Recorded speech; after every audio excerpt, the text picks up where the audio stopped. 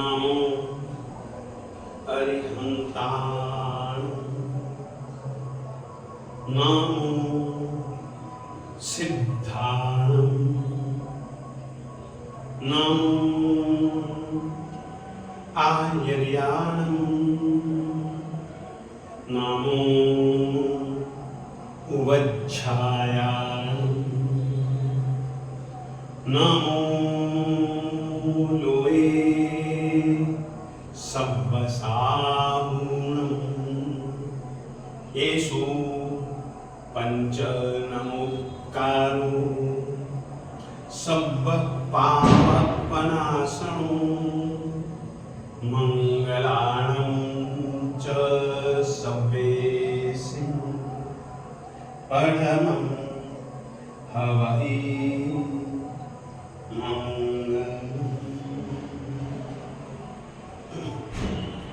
नामाकृति द्रव्यभावहि उन्नतस्त्री जगज्जनम क्षेत्रे काले च सर्वस्मिन् अर्हता समुपास्महे। आदिमं पृथिवीनाथ मादिमं निष्परिग्रहम् आदिमं तीर्थनाथं च ऋषभ स्वामिनं।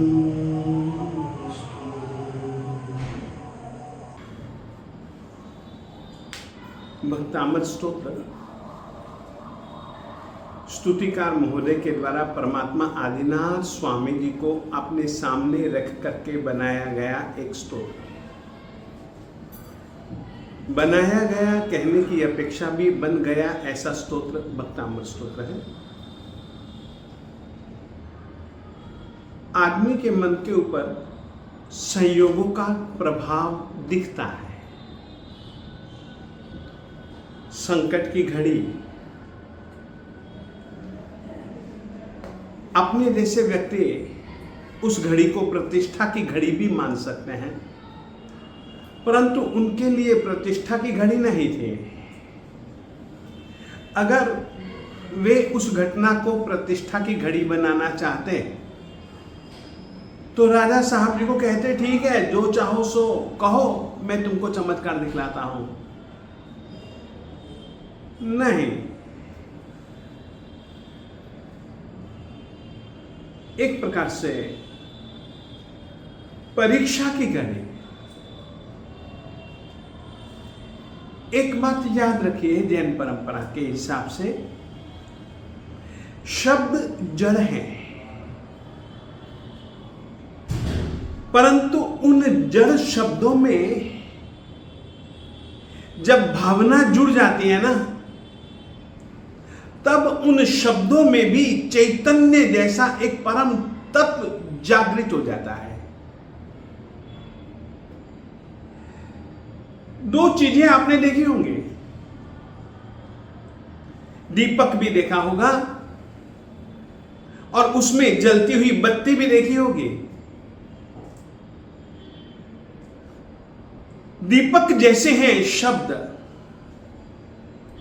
और उसमें जलते हुए अगर कोई तत्व है तो वह है भाव, वह है भक्ति, वह है दिल, वह है अपनी गहरी श्रद्धा। और इसी के कारण से, ज्योति के कारण से, जैसे मिट्टी का दीपक मृण्मय होता हुआ भी प्रकाश में बन जाता है, यदि श्रद्धा की ज्योति तुम्हारे शब्दों में जुड़ जाए तो मृण्मय शब्द में चिन्मय शक्ति प्रकट हो जाती है। और ऐसी चिन्मय शक्ति जब प्राप्त होती है तभी व्यक्ति चिन्मय तत्वों से संबंध बना पाता है। परमात्मा श्री ऋषभ देव स्वामी जी सत, चित और आनंदमय।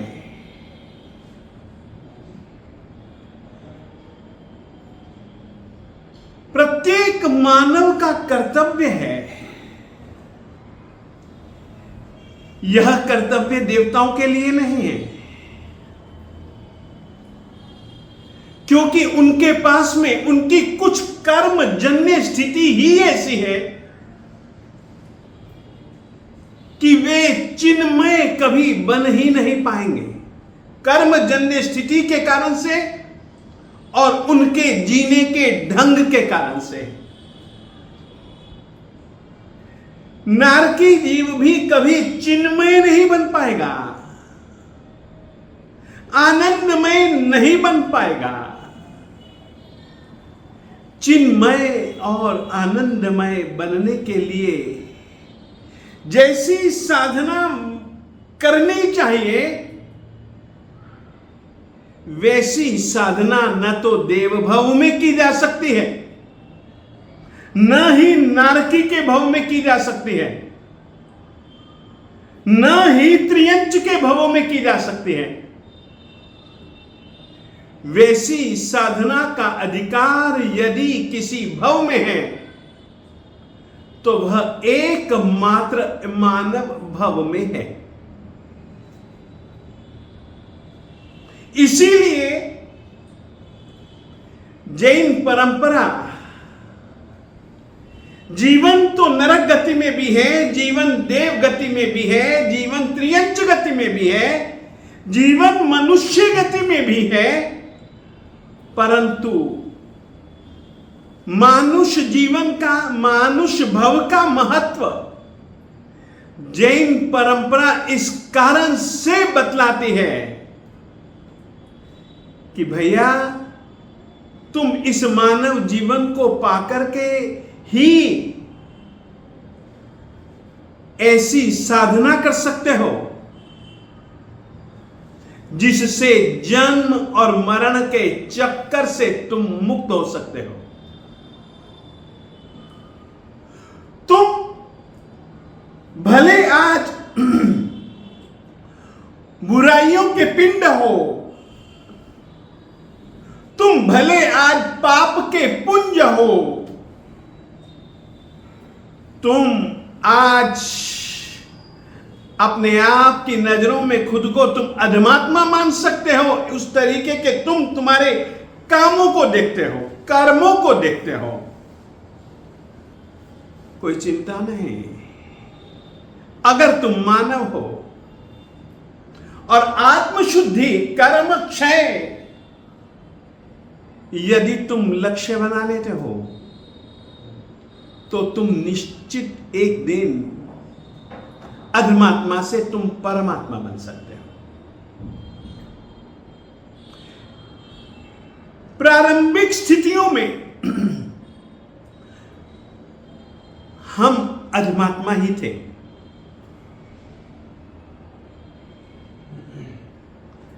मानव भव मिला, परमात्मा बनने का प्रयास किया। एक बात कहना चाहता हूं, अधमात्मा, परमात्मा, अधमात्मा और परमात्मा के बीच की यात्रा, उस स्थिति का नाम है महात्मा।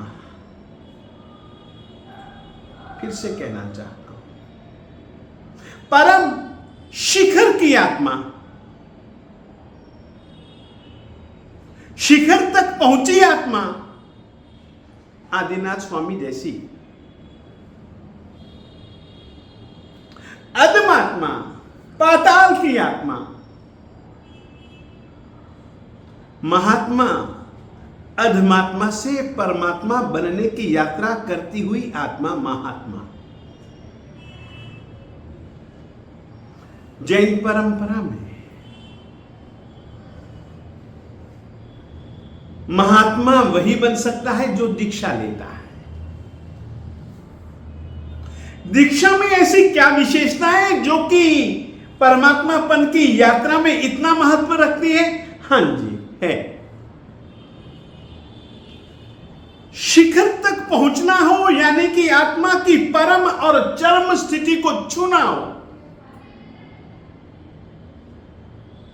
तो जो साधना की जाती है या जो साधना आवश्यक है, वो साधना है रत्नत्रयी की साधना।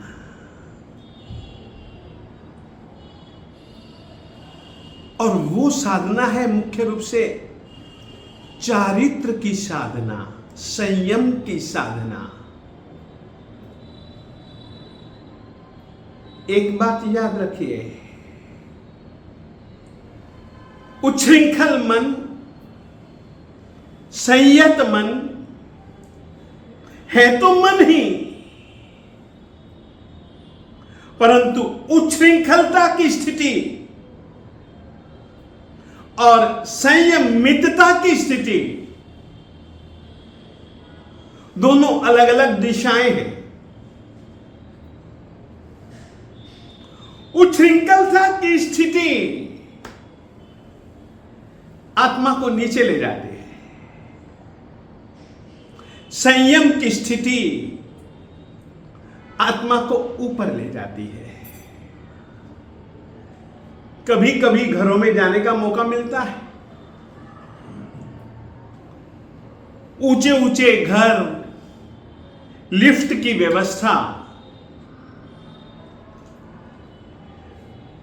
ऐसी हमने कहीं पर भी लिफ्ट की व्यवस्था नहीं देखी कि जो व्यक्ति को ऊपर ही ऊपर ले जाती हो, कभी नीचे न उतारती हो। ऐसी लिफ्ट हमने नहीं देखी। हाँ, ये तो देखा कि ऊपर जाने के लिए अलग लिफ्ट, नीचे जाने के लिए अलग लिफ्ट, भीड़ बहुत ज्यादा रहती है, ऐसी जगहों पर हमने यह व्यवस्था जरूर देखी है। परंतु जिस लिफ्ट से हम ऊपर जा सकते हैं, उसी लिफ्ट से हम नीचे भी उतर सकते हैं। मन तो एक ही है ना। उच्छृंखल मन, उद्दंड मन आत्मा को नीचे ले जाने वाला बटन है। संयमित मन, संयमित वाचा, संयमित काया, ये आत्मा के ऊर्ध्व आरोहण के लिए सोपान है, वो बटन है।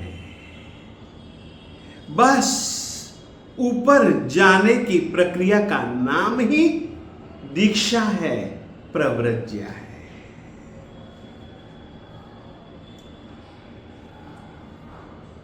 ऋषभ राजा के दिल में दीक्षा का विचार पैदा हुआ, ये आपने सुना। दीक्षा के विचार के बाद उन्होंने अपने कार्यों और अपने कर्तव्यों को ध्यान में विचारते विचारते लगा कि मुझे आत्मकल्याण और आत्मकल्याण के साथ साथ स्व कल्याण के साथ साथ सर्व कल्याण, और सर्व कल्याण के लिए मुझको सबसे पहले आवश्यक है त्याग। कोशिश करूं, त्याग करूं नहीं, त्याग हो जाए। वाह, त्याग करूं नहीं, त्याग हो जाए। हो सकता है ऐसा, वो तब जब आप अपने दिल दिमाग पर से मोह का आवरण दूर कर दो।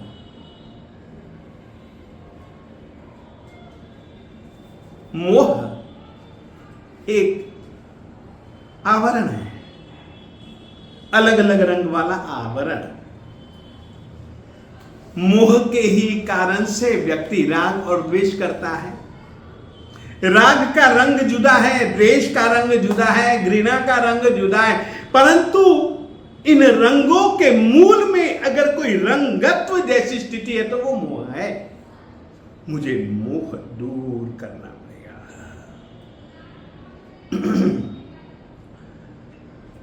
मोहजन्य संयोगों से छुटकारा लेना पड़ेगा, और ऐसे संयोगों को मुझे अपनी आत्मा में पैदा करना होगा जहां पर मोह का का एक छींटा भी नहीं मिलना चाहिए।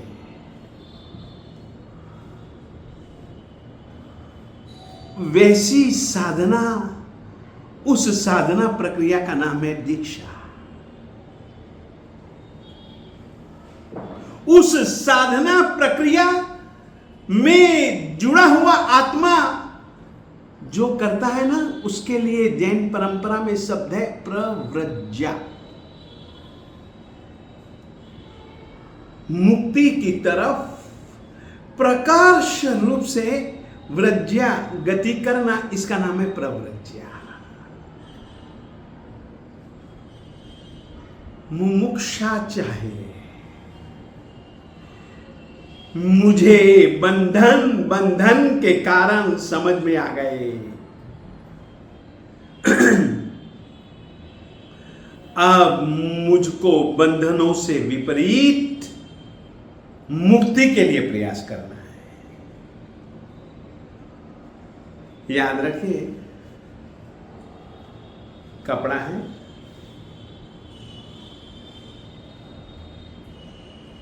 ये मैंने गांठ बांधी, अलग प्रक्रिया है।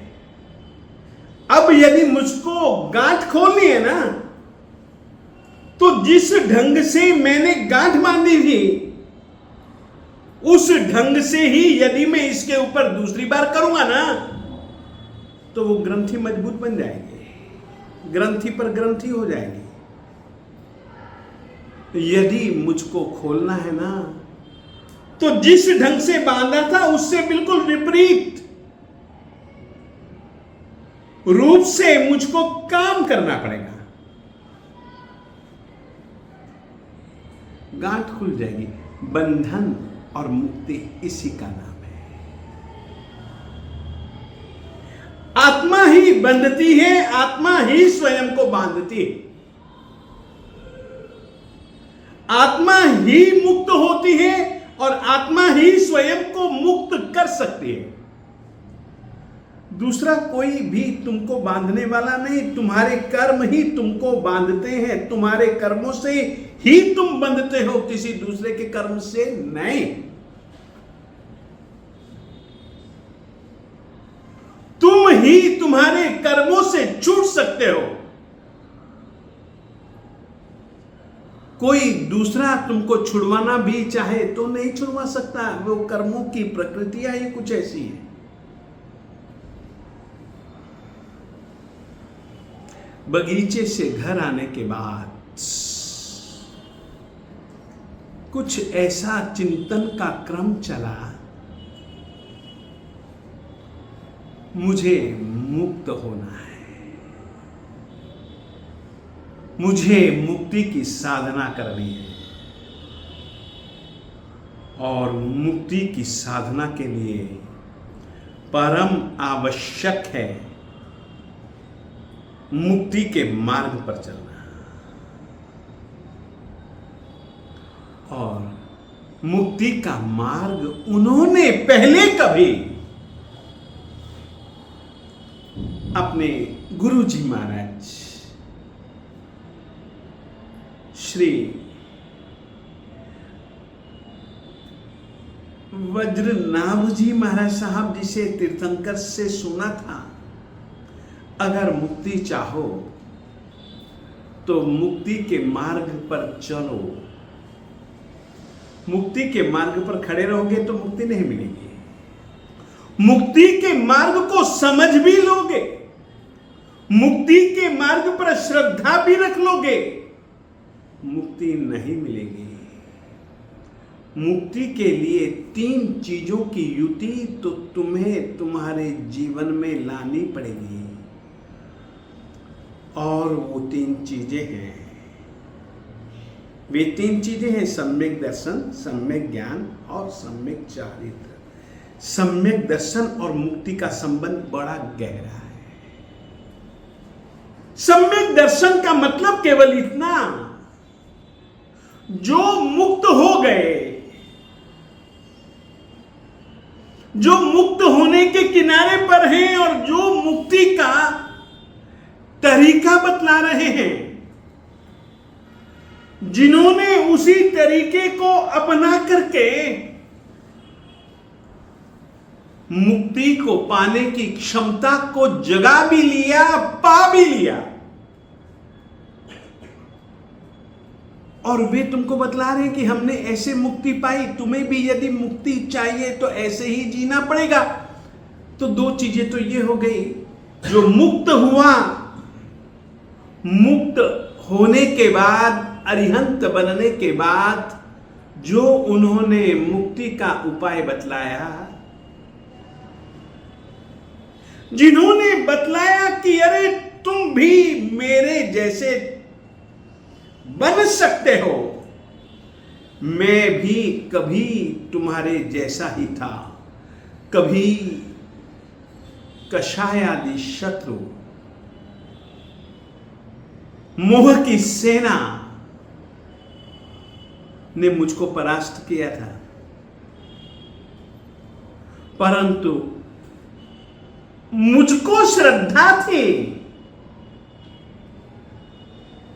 जिन्होंने अरियों का, शत्रुओं का नाश किया, उनके वचनों पर, उनकी प्रक्रिया पर मैंने श्रद्धा की। उन्होंने प्रक्रिया के अंतर्गत जो भी नियमावली समझाई, उस नियमावली को मैंने बहुत अच्छे ढंग से जाना। समझ पाया कि नहीं समझ पाया वो बात जुदा, मगर मैंने जानने की कोशिश की, समझने की कोशिश की, और उस तरीके से थोड़ा थोड़ा सा मैंने जीना चालू किया। तो मुझको लगा कि यार ये मेरा आचरण, ये तो वो जो ज्ञान, वो ज्ञान अनुभूति बन गया। पहले तो श्रद्धा, फिर उन्होंने बतलाया उसकी जानकारी, और फिर उन्होंने जो बतलाया उसका श्रद्धा और उसके ज्ञान पूर्वक चारित्र यानी आचरण, यह ही मुक्ति की साधना है। मुझे भी तो मुक्त बनना है। मुक्त बनने के लिए मन, वचन, काया के हर एक छोटे से छोटे से छोटे से छोटे, चाहे दिन, चाहे रात, चाहे एकांत, चाहे भीड़, चाहे कोई देखता हो या न देखता हो, उस बात की चिंता किए बिना मन से मैं ऐसा कुछ भी न सोचूं जो सोच मेरे लिए मकड़ी का जाला, खुद के लिए खुद का जाला बन जाए। नहीं, न मन से मुझको ऐसा करना, न वचन से मुझको ऐसा करना, न काया से मुझको ऐसा करना। इसका नाम है दीक्षा।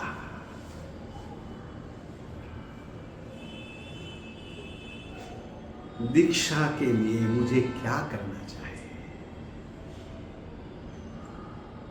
मैंने अपना संसार इतना फैला लिया, एक झटके में ही इस संसार से मुझको छुटकारा लेना है, परंतु दायित्वों से भागना नहीं है, जिम्मेदारियों से मुझको भागना नहीं है। उसके लिए उन्होंने दिल में एक आयोजन निश्चित किया, और उस आयोजन के अनुसार उन्होंने एक दिन 100 बेटों को, कई सामंत राजाओं को, कई अपने मित्रों को, कई अपने संबंधियों को बुलाया और उनके सामने बात करी। भरत के पूछने पर उन्होंने कहा कि मैंने तुमको बुलाया है, मैं अब मुक्त होना चाहता हूं। अब ये दलदल, इस दलदल में मुझको उलझे नहीं रहना। मैं अपने इस जीवन को इतना इतना इतना उपयोगी बना लेना चाहता हूं, खुद के लिए भी और सबके लिए भी। मुझे तो इस दलदल से निकलना ही है, मगर इस दलदल में उलझे हुओं को भी निकालना है। मुझे तो अपने बंधनों को तोड़ना ही है, मगर जो बंधे हुए हैं उनको भी बंधनों से मुक्त होने की प्रक्रिया बतलानी है, प्रक्रिया से जोड़ना है। मुझे तो तिरना ही तिरना है, मगर जो तिरना चाहते हैं उनको भी अपना अनुभव बतला करके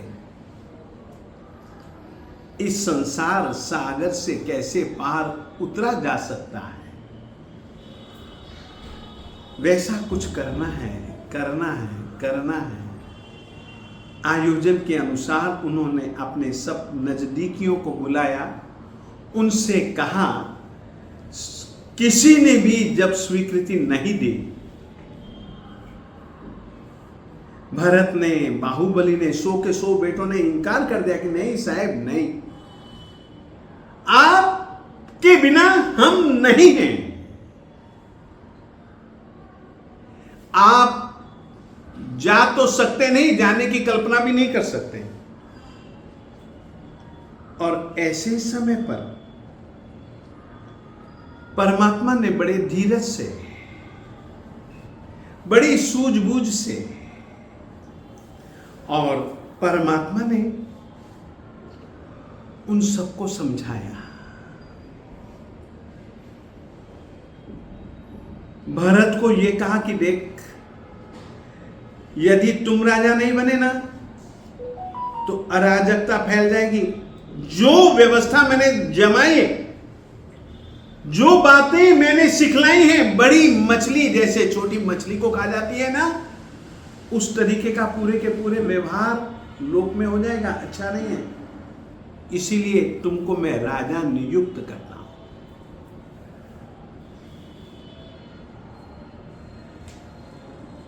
100 के 100 बेटों को उन्होंने अलग अलग राज्य दे दिए और व्यवस्था संभालने के लिए कह दिया। जो उनके बहुत योग्य जो व्यक्ति थे, जैसे जैसे व्यक्ति थे, उनको वैसा वैसा अधिकार सौंप दिया। जिस पद्धति से इंद्र ने राजा ऋषभ का अभिषेक किया था, उस तरीके से राजा ऋषभ ने भरत का राज्याभिषेक करवाया। 99 बेटों को भी राज्य दे दिया। दूसरे योग्य व्यक्तियों को भी उनकी योग्यता के अनुसार, उनकी क्षमता रुचि के अनुसार, उनको भी अपने बेटों के समान सभी कर्तव्य समझा बुझा कर सौंप दिए। और परमात्मा अब वर्षी दान देना प्रारंभ करते हैं। वर्षी दान की विधि उस समय कोई भी नहीं जानता था। उस समय दीक्षा क्या चीज है कोई नहीं समझता था। स्वयं राजा ऋषभ समझते थे और उन्होंने सबको सबके कर्तव्य समझा करके वर्षीदान देना प्रारंभ किया। वर्षीदान तीर्थंकर की एक अलग पद्धति है दान देने की। सूर्योदय के साथ में ही दान देना प्रारंभ करते हैं, 2 प्रहर तक देते हैं। जिसकी जो इच्छा वो इच्छा उसकी पूरी करते हैं। ऋषभ देव जी के धन भंडारों को इंद्र की आज्ञा से कुबेर अपने सेवक तिर्यक जृंबक देवताओं के माध्यम से जिनके कोई मालिक नहीं, कहीं न कहीं छुपाए दबाए गए, जो धन वैभव के भंडार जगह जगह पहाड़ों के नीचे, पेड़ों के नीचे, शमशान भूमियों में, नदियों के किनारे, पहाड़ों के शिखरों पर, न जाने खंडहरों में, न जाने कैसे कैसे जंगलों में, बीहड़ जंगलों में, जिनके मालिक मर चुके हैं, जिनका अब कोई वारिसदार है ही नहीं, या हैं तो भी उनको उससे कोई लेना देना ही नहीं, जानकारी ही नहीं। ऐसे ऐसे धन भंडार वे परमात्मा के भंडारों को भरने के लिए लाते हैं और परमात्मा देते हैं, चहुओर घोषणा करवाते हैं। वर्षीदान चालू है। वर्षीदान लेने के लिए जो व्यक्ति आता है उसको जो चाहिए वे तो देते ही देते हैं। भोजनशालाएं खुलवा दी, आओ सबको प्रेम से भोजन करना है। पशुशालाएं खुलवा दी, अश्वशालाएं, गजशालाएं, गौशालाएं, बलिवर्द बैलों की शालाएं,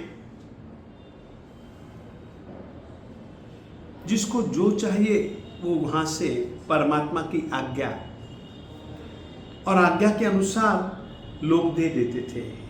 इस तरीके से एक वर्षी दान, एक वर्ष भर तक दिया जाने वाला दान, वह वर्षी दान कहलाता है। परमात्मा ने वर्षी दान दिया। वर्षी दान देने के बाद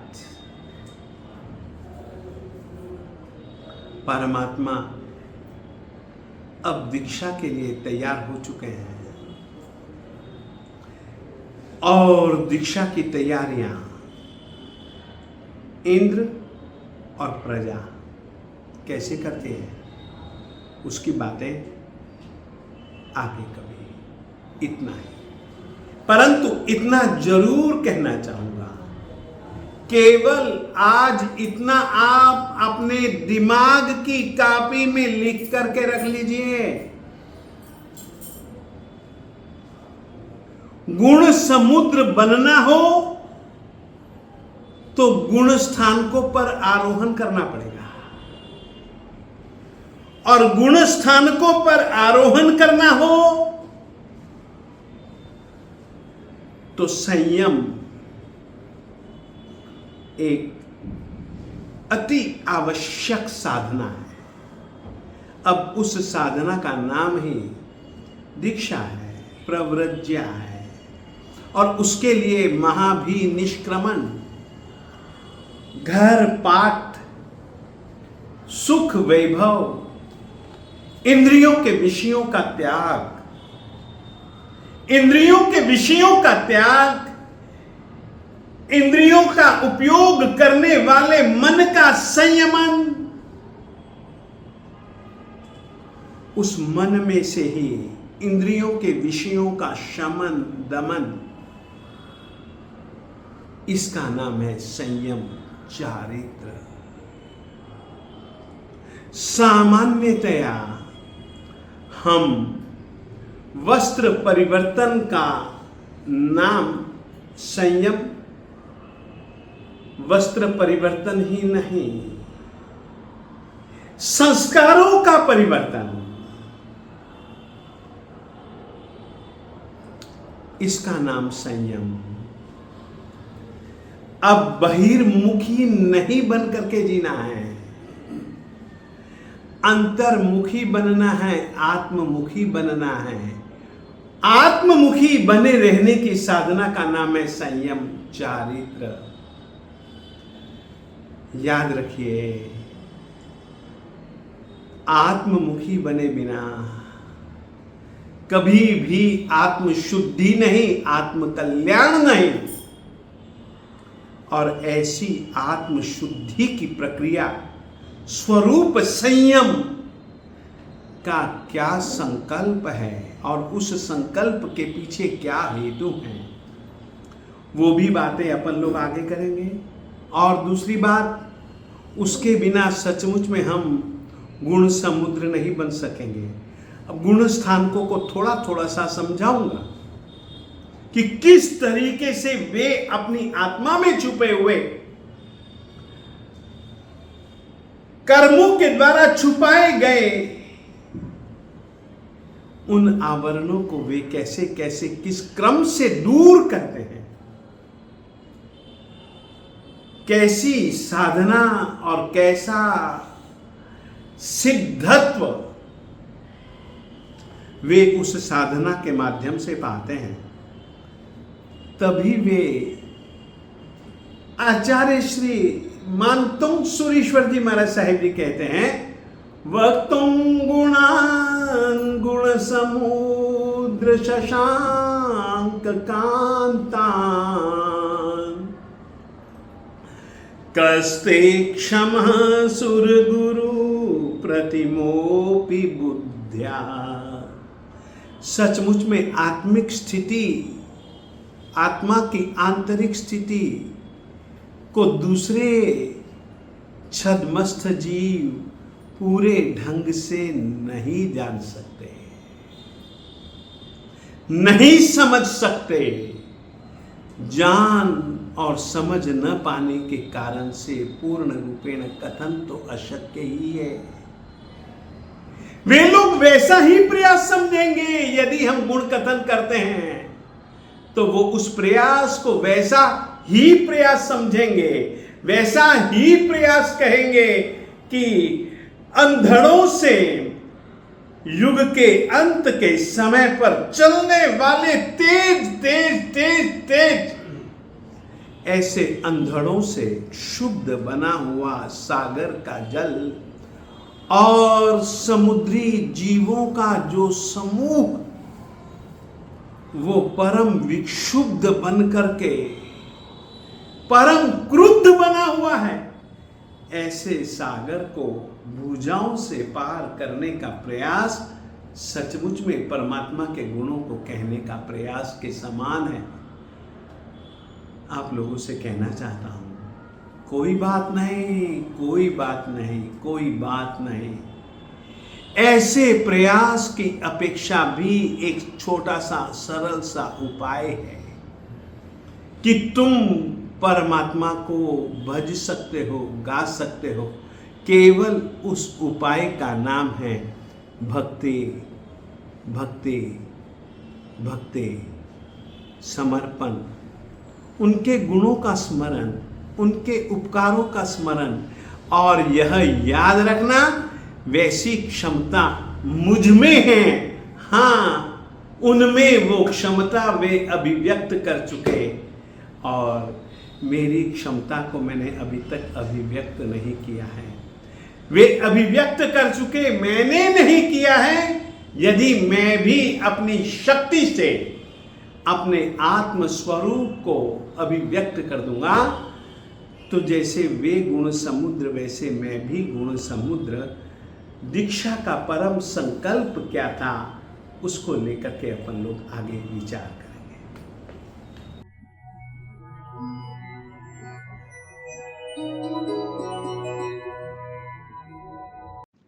जय जिनेश्वर देव जी की। मैं तमन्ना जैन लुधियाना से। पार्श्वनाथ जी का स्तवन।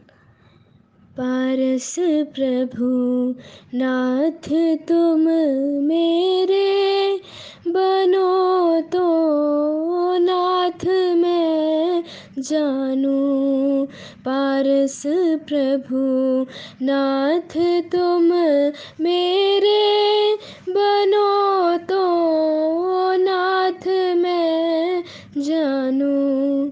दयालु नाम तुम मेरी, करो करुणा तो मैं जानूं। दयालु नाम तुम मेरी, करो करुणा तो मैं जानूं। पारस प्रभु नाथ तुम मेरे, बनो तो नाथ जानूं। देवाधिदेव तुम तारक, मुझे तारो तो मैं जानूं।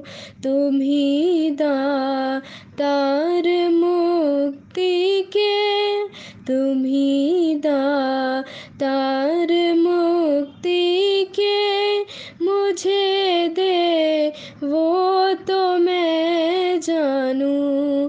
पारस प्रभु नाथ तुम मेरे, बनो तो नाथ मैं जानूं। तुम ही वीत राग जिनवर हो, करो मुझ को तो मैं जानूं।